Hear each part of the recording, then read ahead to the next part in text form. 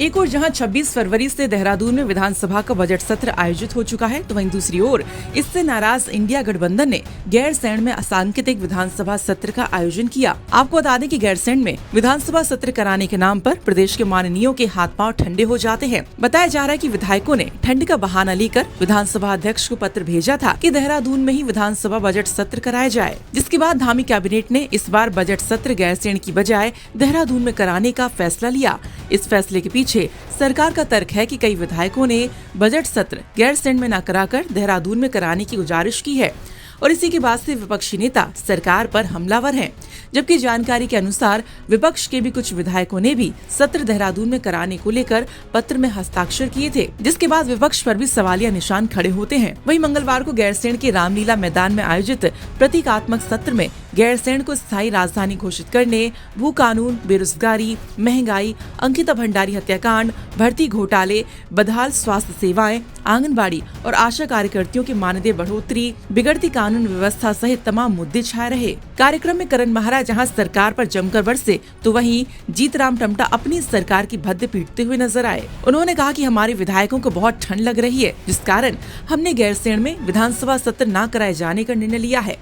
इस दौरान पक्ष और विपक्ष के तमाम नेता सरकार का विरोध करते हुए दिखे। उत्तराखंड कांग्रेस प्रदेश अध्यक्ष करण महारा ने कहा कि आज प्रतीकात्मक सत्र चलाकर हमने सरकार को आईना दिखाने का काम किया है। उन्होंने कहा कि उत्तराखंड राज्य आंदोलन के शहीदों को सच्ची श्रद्धांजलि देने का काम किया है। भाजपा सरकार पर आरोप लगा उन्होंने कहा कि भाजपा सरकार लगातार गैरसैंण की उपेक्षा और अपमान करने का काम कर रही है। साथ ही कहा कि भाजपा ने केवल चुनाव जीतने के लिए गैरसैंण को ग्रीष्मकालीन राजधानी घोषित करने का काम किया है। की बात का जवाब नहीं दूंगा, क्योंकि बिल्कुल सबसे बेकार विधायकों में वो रहे। जोशी भट्ट उनकी वजह से बर्बाद हुआ। उन्होंने एक प्रश्न सदन में नहीं उठाया जब वो रीढ़ी की घटना घटी। अगर वो उठा लेते तो शायद आज जोशी भट्ट बच जाता, लेकिन ऐसे व्यक्ति का मेरे को जवाब नहीं देना। आज हमने शहीदों को श्रद्धांजलि दी है, जो उत्तराखंड राज्य के आंदोलनकारी थे, उनकी भावनाओं को हमने उकेरने का काम किया। सरकार लगातार गैरसैंण का, भराड़ीसैंण का अपमान कर रही है। केवल चुनाव को जीतने के लिए इन्होंने इसको राजधानी, ग्रीष्मकालीन राजधानी घोषित किया। पिछले वर्ष चारधाम यात्रा के बहाने से यहाँ सदन नहीं चला। इस बार विधायकों का बहाना कर रहे। क्यों नहीं लिस्ट जारी करते? हमने कहा था 40 विधायकों की लिस्ट जारी करिए जिन्होंने दस्तखत किए। क्यों सरकार बच रही है? और जब सरकार कहती है कि विधायकों के कहने में उन्होंने सत्र नहीं बुलाया, तो नेता प्रतिपक्ष ने तो इस्तीफा दिया कार्य मंत्रणा से।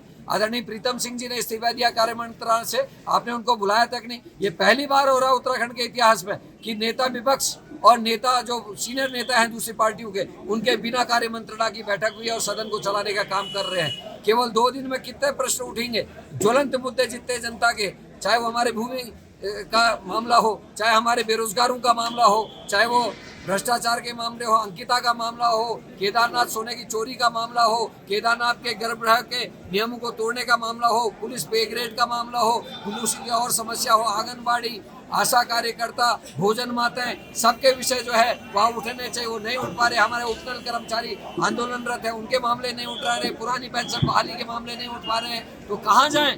आगे जब सदन ही आप 2 दिन का 3 दिन का बुलाएंगे, तो सरकार लगातार प्रश्नों से बचने की कोशिश कर रही। इसीलिए हमने आज गैरसैंण में जनता की विधानसभा लगाने का काम किया, ताकि जनता से जुड़े हुए मूल मुद्दे, चाहे वो भू कानून से संबंधित हो, अन्य चीज़ से संबंधित हो, चाहे वो केदार बाबा के अपमान से संबंधित हो, उनको आज हमने यहाँ उठाने का काम किया। अंकिता के केस को जिस तरीके से सरकार ने मिसहैंडल किया और अपने वीआईपी को बचाने की कोशिश की है, उन प्रश्नों को यहाँ हमारे लोगों ने उठाने का काम किया है। हम जनता के बीच में जनता के सवालों को उठा रहे थे और मुझे पूरा भरोसा है आप लोगों के माध्यम से जनता तक ये बातें जाएंगी और अवेयरनेस फैलेगी। जो लोग जाति धर्म के नाम से दंगे करा के सत्ता पाना चाहते हैं, उनको विकास के रास्ते पे आना होगा, उनको न्याय के रास्ते पे आना होगा। आज शर्मनाक है, उत्तराखंड राज्य 9 हिमालय राज्यों में महिला अपराध में पहले नंबर पर खड़ा है। ये हमारे लिए शर्म की बात है। ऐसे ज्वलंत मुद्दे आज जनता की विधानसभा में उठाए गए और मैं आप सभी का, साथियों का धन्यवाद देता हूँ। 8 डिग्री से नीचे टेम्परेचर है, उसके बावजूद आप लोग यहाँ आए। मैं आप सभी प्रेस के साथियों को भी इसके लिए बहुत बहुत धन्यवाद देता हूँ। विधानसभा अध्यक्ष की भूमिका निभा रही कांग्रेस सेवा दल के प्रदेश अध्यक्ष हेमा पुरोहित ने कहा कि हमने यहाँ प्रतीकात्मक सत्र चलाकर ठंड का बहाना बनाने वाली भाजपा सरकार को आईना दिखाने का काम किया है। उन्होंने कहा कि यहाँ भी आम जनता रहती है। जब सरकार पहाड़ ही नहीं चढ़ेगी तो जनता के सुख दुख को कैसे समझ पाएगी। सरकार को आईना दिखाने का था कि सरकार को ठंडी लगती है, जहाँ आम जनता यहाँ रहती है, किसी ठंडे इलाकों में आम जनता रहती है, उसका सुख दुख क्या सरकार जानेगी। एक सत्र नहीं लगा सकते यहाँ पे, तो इतनी अच्छी गाड़ियों में आते हैं, इतनी VIP उनको ट्रीटमेंट मिलती है, इतनी VIP सुविधा में वो यहाँ गैरसैंण में सत्र नहीं लगा सकते, तो क्या सरोकार रखेंगे आम जनता के हक हकूक़ों से। एक आईना था सरकार को ये दिखाने का कि प्रतीकात्मक सदन हम लगा सकते हैं यहाँ पर, यदि हमारी सरकार है तो हम गैरसैंण में सत्र लगाएंगे। वहीं पूर्व विधायक कपकोट ललित फरसवान ने कहा कि जब सरकार ने गैरसैंण को ग्रीष्मकालीन राजधानी घोषित किया है तो अब यहाँ सत्र कराने के नाम पर क्यों भाग रही है। प्रयास था माननीय प्रदेश अध्यक्ष करण मेहरा जी का, और हम चाहते भी हैं जब सरकार कहती कि भाई विधानसभा का ग्रीष्मकालीन सत्र या बजट सत्र या शीतकालीन सत्र यहाँ पर चलेगा, तो भाई क्या कारण था कि भाई इस जो उत्तराखंड की आवाज़ है गैरसैंण यहाँ का दिल है, उस दिल में जो है इनको विधानसभा सत्र करने में क्या दिक्कत आ रही थी। हम चाहते हैं पर्वतीय क्षेत्र के लोग हैं और इसी उद्देश्य के लिए उत्तराखंड मांगा गया था कि हम अपने राज्य की परिकल्पनाओं को, राज्य के विकास को यहाँ पर साकार कर पाएँ। तो यहीं पर ही आज कांग्रेस ने एक अच्छी पहल के साथ जो प्रतीकात्मक विधानसभा का सत्र चलाया, हम उसको माननीय प्रदेश अध्यक्ष को बहुत बहुत धन्यवाद करते हैं। राज्य आंदोलनकारी हरेंद्र कंडारी ने कहा कि यहाँ भी लोग 12 महीनों रहते हैं, सरकार बताए कि क्या उन्हें ठंड नहीं लगती।